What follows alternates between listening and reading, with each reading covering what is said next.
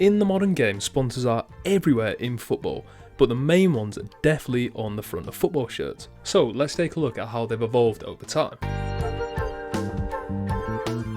Believe it or not, there was a time where there weren't any gambling sponsors on front of any football kits, or any sponsors for that matter. In England, it was actually Kettering Town who had the first sponsor on the front of a football shirt. They were sponsored by Kettering Tyres, and it was about a 4-figure sum that got paid to the club, but the FA shut it down. Then tried to change it to Kettering Tea, but the FA were just having absolutely none of it, which even forced the chief executive of Kettering at the time, Derek Dugan, to say, "I find it inconceivable that petty-minded bureaucrats have only this to bother about." But in professional football, it was actually Coventry City to agree the first football kit sponsor, and that was with the automobile company Talbot. This is where I started to go down a bit of a rabbit hole, because apparently Coventry were the first to have a sponsor on the front of the shirt.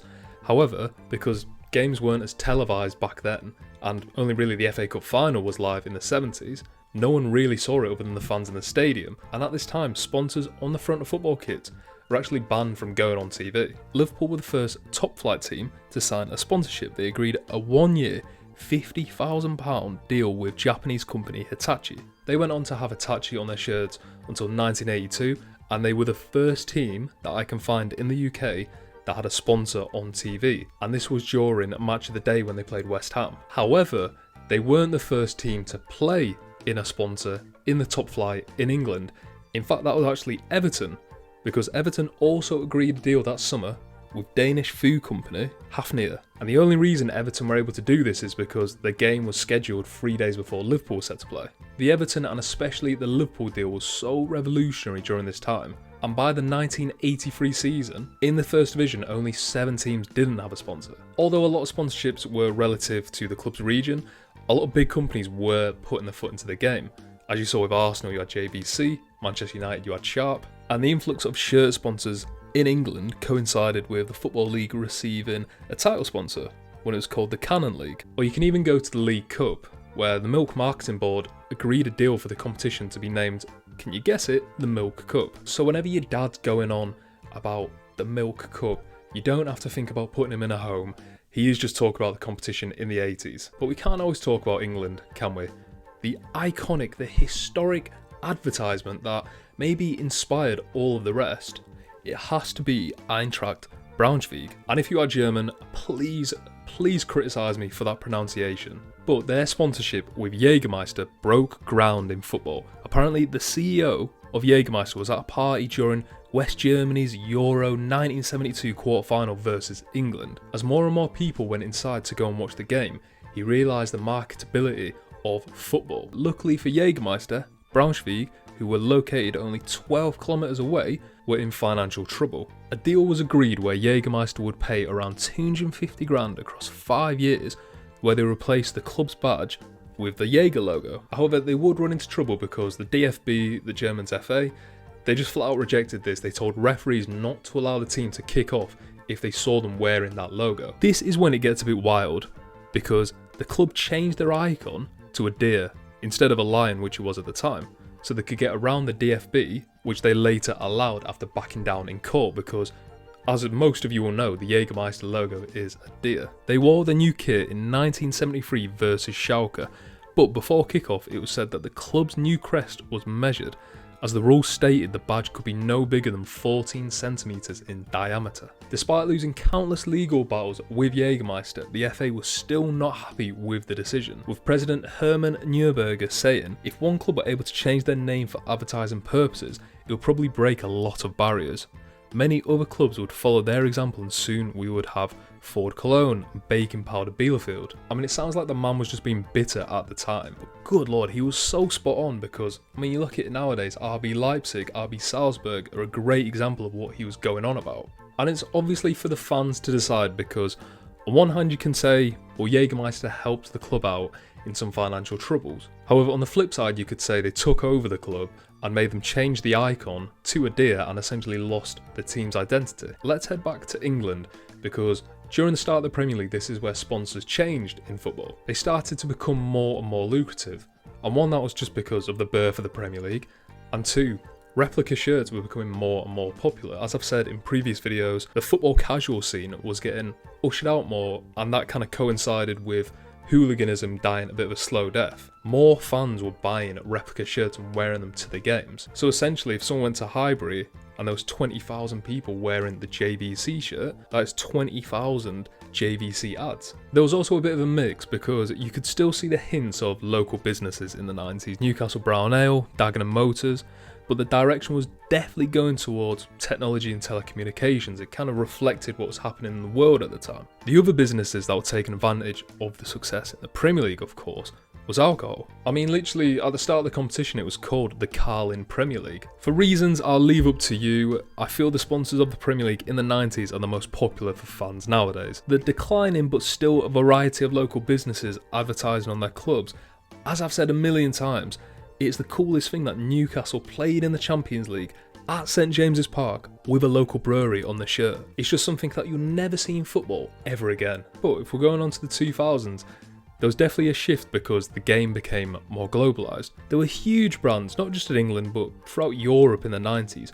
Opel was featured on multiple shirts, brands like Nintendo, like I said Carlsberg, Sony were also around during that decade. But it felt like different companies and richer companies were coming into the game. You had airlines, you had financial services sponsoring top football teams. I mean, you just have to look at the finances. Sharp paid Man United 500 grand per season to be on the front of their football shirt, and I'm sure that gradually went up through the 90s. However, if you go to the start of the 2000s, Vodafone paid United 7.5 million per year. Okay, that's a huge jump from the Sharp one. However, if we then go to the AIG sponsor in 2006, 14 million a year United were paid. So it felt like the values overnight had just tripled. To me, one of the most interesting parts of this decade, it was Barcelona getting their first ever sponsor. And if you didn't know, because I didn't know until I started researching it, Barca had never had a sponsor prior to the 2000s because their club motto is Més que un club, which was adopted in 1968.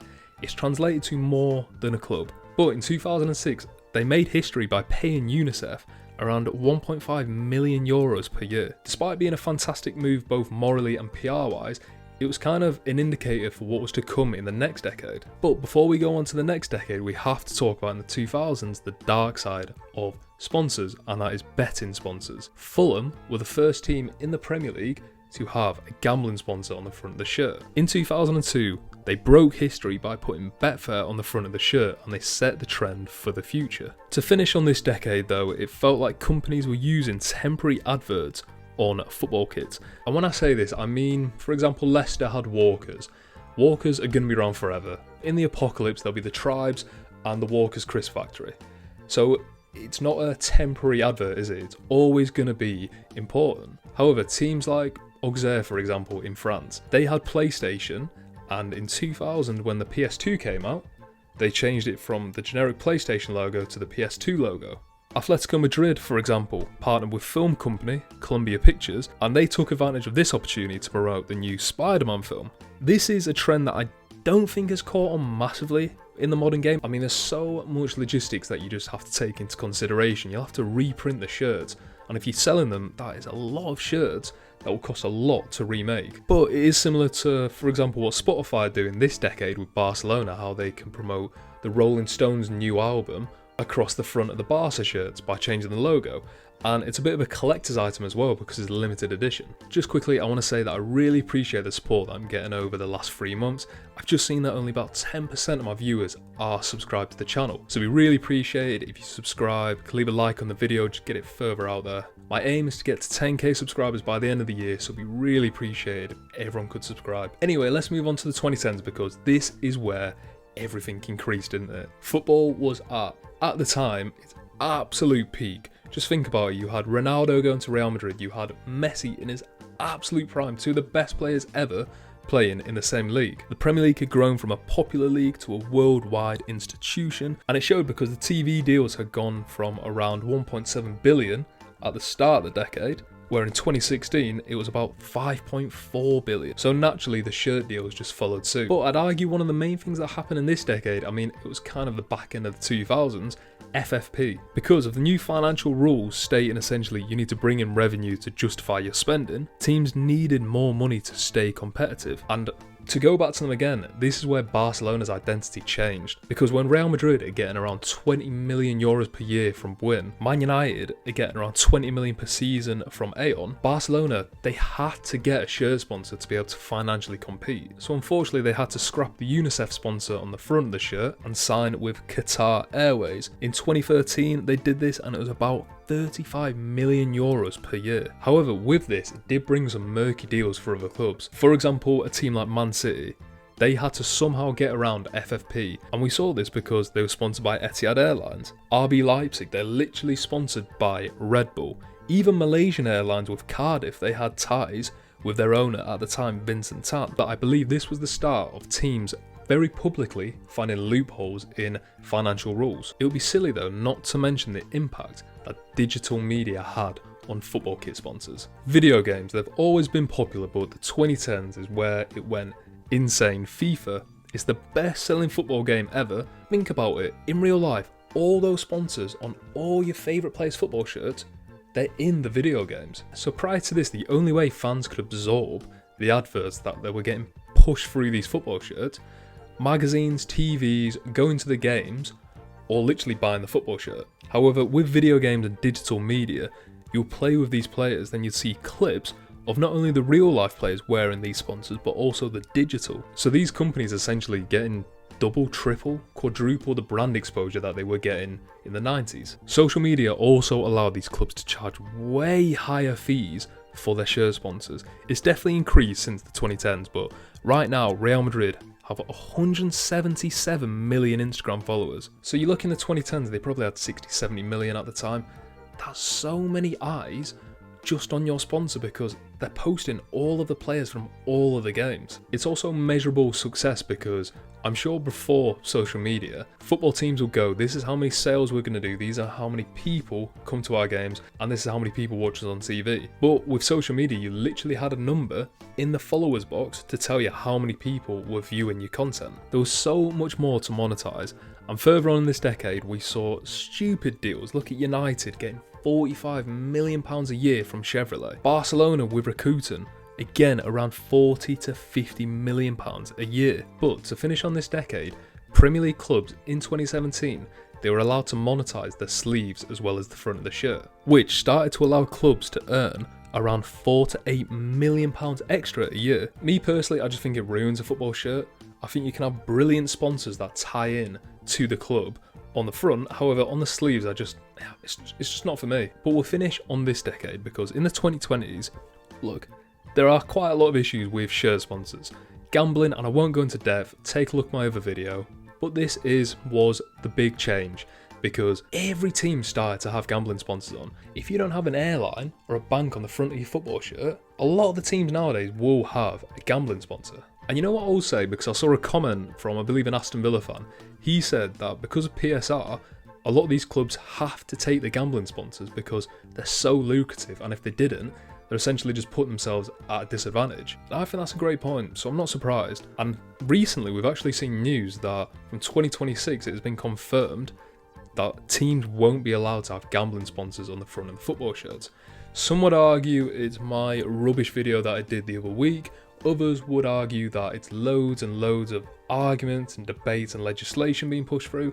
I'll leave that for you to decide. So it's great news, but it'll be interesting to see how it develops because that means a lot of these smaller clubs will need influxes of quick and rich sponsors going onto the front of the shirts. I'd say the other big change in this decade, because it's similar to the previous one, I feel like brands don't just sponsor a football shirt, they take over everything. Like I say, look at Spotify for Barca. And this is kind of the exception and not the rule, but Barcelona have essentially become a Spotify advert. The new camp is named after the company. There's logos plastered across all the grounds, on the football shirts of course. And like I said, they have the ability to change what's on the front of the Barca shirt if there's an upcoming album, if there's an upcoming tour. I think over the last 10-15 years, we've seen the biggest change because in my opinion, these clubs are now servants of these brands instead of the other way around. I feel it used to be a privilege for a company to advertise through Arsenal or Real Madrid or Bayern Munich, But now it feels like a privilege that Man United get to have Snapdragon